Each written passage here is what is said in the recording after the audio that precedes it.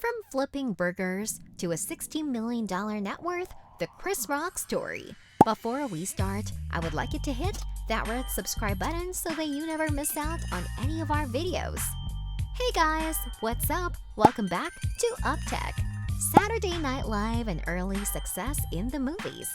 After getting the breakthrough of a lifetime with one of stand-up comedy's original kings, Chris Rock was marked for success at the start of 1990 and through to 1993.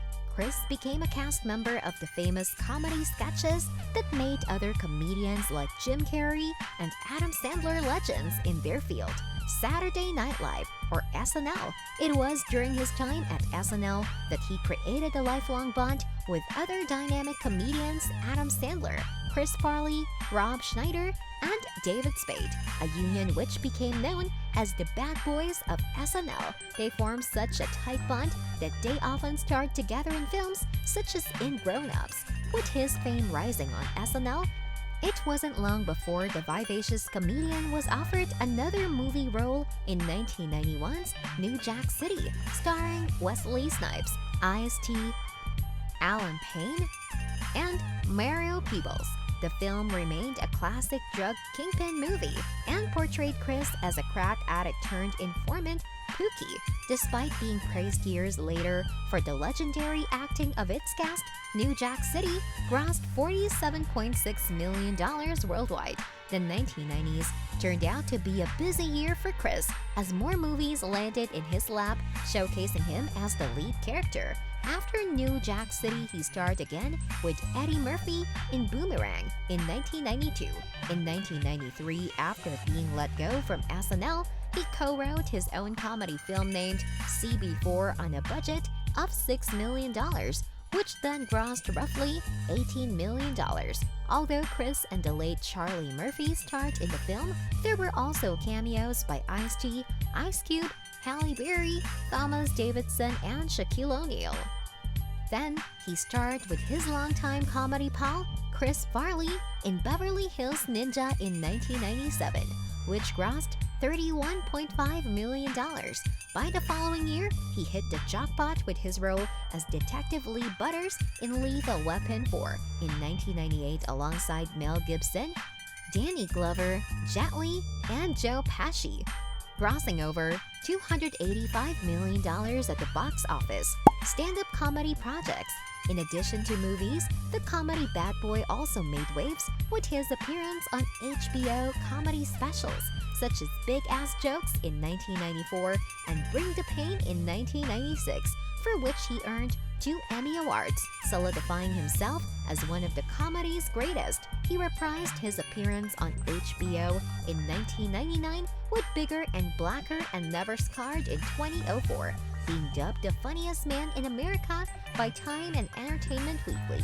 HBO also featured The Chris Rock Show from 1997 to 2000, where Rock's fame skyrocketed as he interviewed politicians and celebrities. Fast forward to 2016, when Netflix announced that Rock would be releasing 2 new stand-up specials, each priced at $20 million per session.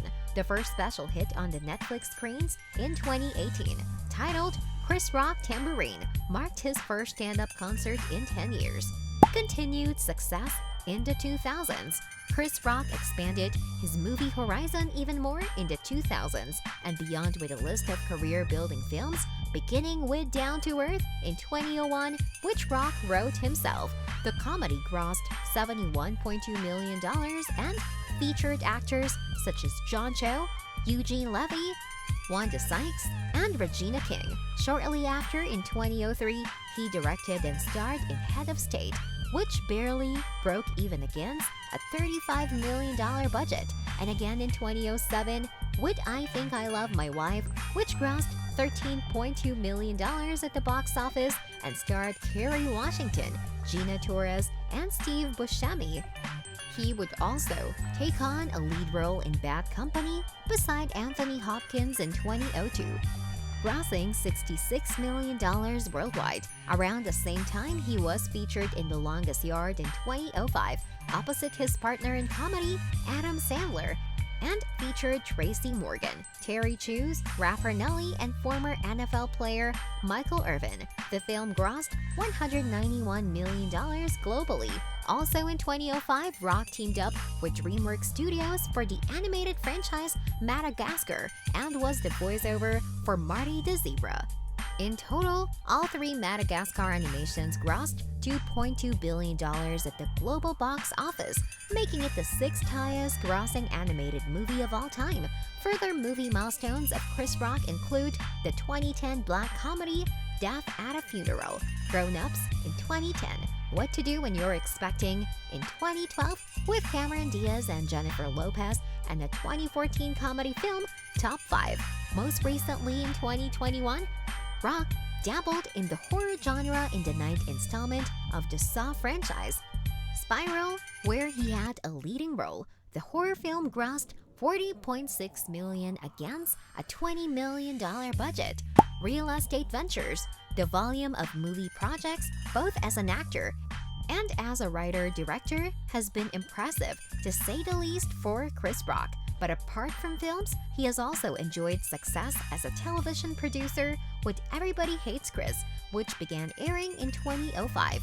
Based largely on himself, the series made light of some of the hardships Rock faced while growing up, portraying his younger self as Tyler James Williams. Rock was not only the executive producer, but also the narrator of the show. The series ended in 2009, and according to Forbes, Chris Rock raked in $42 million that same year from the show's earnings, before selling the Brooklyn home he purchased in 1994 for $3.25 million in 2017. Rock rented out the property for $8,000 per month before moving to Alpine, New Jersey, with his ex-wife, Malak Compton Rock. This brings us to the end of our video. I hope you enjoyed it. Hit like if you did, and don't forget to subscribe to our channel so that you don't miss any of our videos in the future. Also, watch the 2 videos that are on your screen because I'm sure you love them. With that, I'll see you in the next video.